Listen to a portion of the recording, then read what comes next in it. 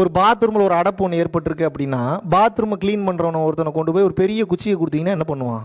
அடப்பை நல்லா குத்தி அந்த அடப்பை வந்து எடுத்து விட்டுருவான். இப்போ நீங்கள் யோசிக்கிங்க, ஏன்டா அடப்பு எடுக்கிறது எனக்கு தீட்சை கொடுத்தது ஒன்றாடா, நீங்கள் அப்படி நினைக்க வேணாம். என்னோட வேலை அடப்பு எடுத்து விடுற வேலை தான். Which means I am making the path clear for you to reach the divine. Nothing else, simple as that. என்ன பண்ணுறேன்? ஃப்ரீ பண்ணி உங்களுக்கு பயணம் பண்ணுறதுக்கு உண்டான அந்த பாதையை ஃப்ரீ பண்ணி தரேன், அவ்வளோதான். அந்த ஓட்டையே ஃப்ரீ பண்ணுறேன், அவ்வளோதான்.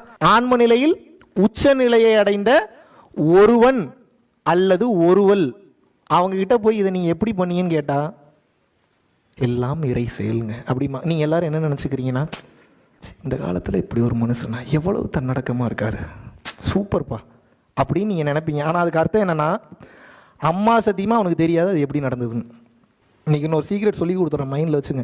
பல ஞானிகள், பல யோகிகள், பல சித்தர்கள், பல குருமார்களுக்கு அவங்க மூலியமாக பல மிராக்கள் பல பேருக்கு நடந்திருக்கும். நடந்தவன் பூரா இவர் தான் பண்ணார்னு நினச்சிட்டு இருப்பான். ஆனால் அவனுக்கு மட்டும்தான் தெரியுது நான் பண்ணலைன்றது.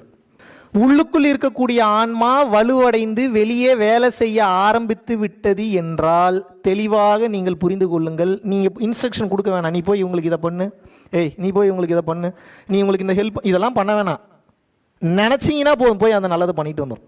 That is the power of soul. So நம்ம வேலை என்னென்னா, நமது சக்தியை அதிகப்படுத்த வேண்டும். காலையிலேருந்து இப்போ வரைக்கும் ஒரே மேட்டர் தான், 3 மேட்டர் மாற்றி மாற்றி பேசிகிட்டு இருந்தேன். கருணை, 2வது என்ன சரணாகதி, 3வது என்ன தவம். எது என்னுடைய மாபெரும் அருள், என்னுடைய அன்பை உங்களுக்கு மாறி மாறி எது கொடுத்துக்கிட்டே இருக்க போகுது. எப்போ நீங்கள் இந்த 3ஐயும் ஃபாலோ பண்ணுறீங்களோ, எந்த 3ஐயும், கருணை, சரணாகதி, தவம், இந்த 3ஐயும் நீங்கள் ஃபாலோ பண்ணும்போது நீங்கள் என்கிட்டேருந்து ஒரு மெசேஜ் எதிர்பார்க்க வேணாம், என்கிட்டேருந்து ஒரு ரிப்ளை எதிர்பார்க்க வேணாம், என்கிட்டேருந்து ஒரு கால் எதிர்பார்க்க வேணாம். நான் சொல்லி கொடுத்தேன்ல, என் ஆன்மா தானே சொல்லி கொடுத்துச்சு. எந்த ஆன்மா கேட்டுச்சு? அந்த ஆன்மா கேட்டுச்சு. இப்போ காலையிலேருந்து இப்போ வரைக்கும் உங்கள் ஆன்மாக்கும் என் ஆன்மாக்கும் ஒரு கனெக்ஷன் வந்திருக்குமா, வந்திருக்காதா? இப்போ என்னன்னா, நீங்கள் எப்போதெல்லாம் கருணை, சரணாகதி, தவத்தில் வாழ ஆரம்பிக்கின்றீர்களோ அப்போதெல்லாம் மகாவிஷ்ணு எனக்கு நீ இதை பண்ணுன்னு கேட்கவே வேணாம், காஞ்சி விஸ்வநாத சாமி எனக்கு நீ இதை பண்ணுன்னு கேட்க வேணாம். உங்கள் குரு பக்தி இருக்குல்ல, உங்கள் விசுவாசம், அதுக்கு பெரிய பவர் இருக்குது. நல்லா புரிஞ்சுக்குங்க. உங்கள் விசுவாசமும் உங்களுடைய பக்தியும் அவர் மேலே உண்மையாக இருந்ததுன்னு வைங்க, இறைவன் வந்து அந்த குருவையும் திருத்திடுவார். ஏன்டா உன்னை நம்பித்தான்றா அவன் வாழ்ந்துட்டு இருக்கான், ஏன்டா இப்படி பண்ணுறேன்னு சொல்லி அந்த குருவையும் திருத்திடுவார். ஏன்? இவனுடைய விசுவாசம் ரொம்ப உண்மையாக இருக்குது. இன்னொன்று என்ன பண்ணுது, இவன் ஒரு ஃபேக் குருன்னு தெரியாமல் இவன்கிட்ட போயிட்டு இருக்கிறானேன்னு சொல்லிட்டு இவனுக்கு உண்மையான அருள் அனுபவத்தை கொடுத்துருவோன்னு சொல்லி இறைவன் அந்த டூப்ளிகேட் ஆள் மூலியமா அருள் அனுபவத்தை கொடுத்துருவார். கொடுத்தது யாரு? குரு கொடுத்தாரா, இறைவன் கொடுத்தாரா? குருவால் ஒருபோதும் கொடுக்கவே முடியாது, எழுதி வச்சுங்க. இன்னைக்கு மனித உடல் பெற்ற மனிதர்களால் எதையும் கொடுக்க முடியாது. பொருளாக வேணா தாங்கிட்டு இருக்கிறத எடுத்து கொடுக்கலாம். அருள் செய்யும் தகுதி இந்த உலகத்தில் யாருக்குமே கிடையாது, இறைவன் ஒருவனை தவிர. புரியுதா உங்களுக்கு நான் சொன்னது? அருள் செய்யும் தகுதி யாருக்கு இருக்கு? இறைவன் ஒருவனுக்கு மட்டும்தான் இருக்கிறது, குருமார்களுக்கு கூட கிடையாது. அப்போ எங்களோட வேலை என்ன? இப்போ நீங்கள் நாளைக்கு குரு ஆகிட்டீங்கன்னா உங்கள் வேலை என்ன? இப்போ நீங்கள் சிங்கப்பூர் மினிஸ்டராக இருக்கீங்க, நீங்கள் ஒரு வேலை கேட்டால் சீக்கிரம் நடக்குமா, இல்லை சம்மதமே இல்லாத ஒரு ஆள் போய் சிங்கப்பூரில் கேட்டால் ஒரு வேலை சீக்கிரம் நடக்குமா? பவர் மட்டும் இல்லை, அவங்க இந்த நாட்டில் முக்கியமான ஆட்களாக இருக்கிறாங்க. எஸ்ஆர்னோ? இந்த நாட்டினுடைய பிரதிநிதிகள், அவங்களுக்கு வேலை ஜாஸ்தி, எங்கே போனாலும் அவங்களுக்கு ரூட்டை கிளியர் பண்ணி விடணும். ஏன்னா உங்களுக்காக தான் அவங்க வாழ்ந்துட்டு இருக்காங்க. எஸ்ஆர்னோ? அதுபோல எப்படி வந்து பார்த்தீங்க அப்படின்னா, மந்திரி எப்படி உங்களுக்காகவே வாழ ஆரம்பிக்கிறாரோ, அப்ப அந்த வாழ்க்கை அவருக்காக வாழ்றாரா, உங்களுக்காக வாழ்றாரா? எப்போது இன்னொருத்தருடைய வாழ்க்கை முழுவதும் இன்னொருக்காக வாழப்பட்டு விட்டதோ அந்த உயிர் அடுத்த பிறவியே எடுக்காது. ஆனால் உண்மையாகவே வாழ்ந்துருக்கணும். வாழ்றன்ற பேரில் சுயநலமாகவே வாழ்ந்துருக்க கூடாது. ரத்தன் டாட்டா அவ்வளோ பெரிய ஆள், எதுக்கு 10,000 கோடி அன்னதானம் பண்ணாரு, அவ்வளோ தானம் பண்ணாரு, அவ்வளோ ஏன் சேரிட்டி கொடுத்தாரு? ஈதல் இசைப்பட வாழ்தல் அது வல்லது, ஊதியம் இல்லை உயிருக்கு. எல்லாமே இந்த பூமியிலேருந்து தான் எடுத்த. போகும்போது இந்த பூமியிலேருந்து ₹1 கூட எடுத்துகிட்டு போக முடியாது. போகும்போது எல்லாத்தையும் கொடுத்துட்டு போடாங்கிறார் திருவள்ளுவர்னு சொல்கிறாரு. போகும்போது கொடுத்துட்டு போடான்னு சொல்கிறார், போகிறதுக்கு முன்னாடியே கொடுத்துட்டு போயிருங்கிறார். ஈதல் இசைப்பட வாழ்தல். நீங்கள் கேட்கலாம், இது என் உழைப்பு தானே, நான் எப்படி இன்னொருத்தனுக்கு கொடுக்க முடியும்? இப்போ உழைப்பு உங்களுதான், இறைவனு தான். ரமண மகரிஷி தெளிவாக எழுதுறாரு. என்ன தெரியுமா எழுதுறாரு?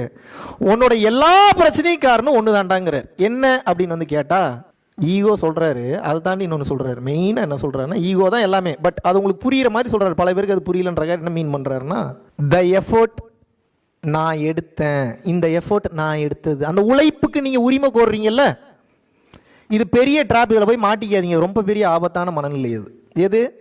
நான் இதுக்காக உழைச்சிருக்கேன், நியாயம் இருக்குது, இந்த உழைப்புக்கு உண்டான பலன் எனக்கு இங்கேருந்து வரணும், இது சமுதாயத்துக்கு ஓகே. இறை வேற சொல்லுது. என்ன? எதிராக உழைப்புன்னு கேட்குது. இறை என்ன கேட்குது? எதுவும் உழைப்புன்னு கேட்குது. பில்டிங் யாருது? இறைவனுது. காத்து யாருது? இறைவனது. சூரியன் யாருது? இறைவனது. தண்ணி யாருது? இறைவனது. சாப்பாடு யாருது? இறைவனது. ஃபுட்டு யாருது? இறைவனது. லேண்டு இறைவனது. ஐடியா இறைவனது. காற்று இறைவனது. எல்லாமே இறைவனது. இதுல வந்து உங்களுதுன்றது எதுவுமே இல்லை. இதை புரிஞ்சுக்கிட்டோம்னா எதுக்கு மறுபடியும் அதே கேள்வி வருது? இது என்னது? இது என்னது? இது என்னது? இது என்னுடைய உழைப்பு அப்படின்னு சொல்லி எதுக்கு நீங்கள் உரிமை கொண்டாடினாலும் அது பாவத்தை சேர்க்கும். இன்னைக்கு எழுதி வச்சுக்கோங்க. டெய்லி 12 மணி நேரம் 18 மணி நேரம் கூட வேலை பார்த்துருக்கலாம், பிரச்சனையே இல்லை. அதை எப்படி நீங்க வேலை செய்யணும்னா, நான் உழைச்ச உழைப்புன்னு செய்யக்கூடாது. இறைவனுடைய அனுகிரகத்துல எனக்கு உழைக்கிறதுக்கு ஒரு வாய்ப்பு அவர் கொடுத்துருக்கிறாருன்னு நினைக்கிறேன். இப்ப வருமா அகங்காரம்?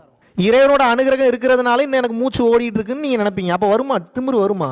அடுத்த பிறவி வேண்டாம் என்றாலும் இந்த பிறவிலே ஆனந்தத்தை அனுபவிக்க வேண்டும் என்றாலும் நிறைய சக்தி வேண்டும் என்றாலும் all you have to do is only one thing, that is called serving others, helping others.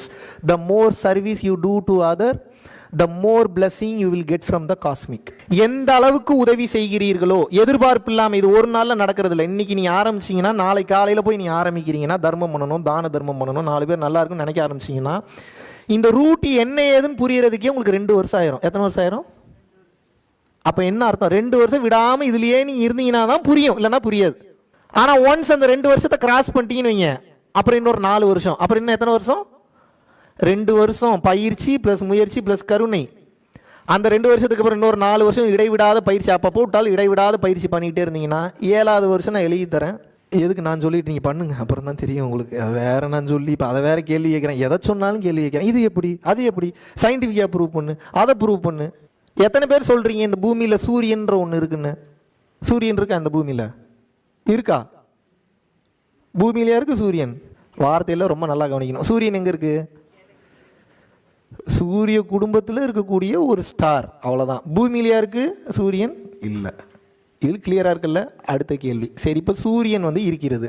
இந்த சூரியன் எத்தனை வருடமாக ஒளியை இந்த உலகத்திற்கு கொடுத்து கொண்டிருக்கிறது? தெரியல, எத்தனை 1000 வருடமாக கொடுத்துட்டு இருக்கு. இதை வந்து ஒரு சயின்டிஸ்ட் கண்டுபிடிக்கிறான். சூரியன் அறிவில்லாதது. என்ன சொல்றான் சயின்டிஸ்ட்? சூரியன் அறிவில்லாதது, தனது ஆற்றல் மொத்தத்தையும் இந்த பூமிக்கு கொடுத்து கொண்டே இருக்கிறது. ஒரு காலகட்டம் வரும்போது சூரியனில் உள்ள அந்த இயக்கு விசை அல்லது இயங்கு விசை, அந்த ஃபியூயல் சோர்ஸ் இருக்குல்ல, அது தீர்ந்து அது எரியும் தன்மையை நிறுத்திவிடும் என்று கூறுகிறார்கள். வள்ளலார் என்ன தெரியுமா சொன்னாரு? கொடுக்கும் தன்மையில் எந்த ஒரு பொருள் அல்லது எந்த ஒரு உயிர் செயல்படுகிறதோ அப்போது அது தன்னையே அழித்து விடுகிறது.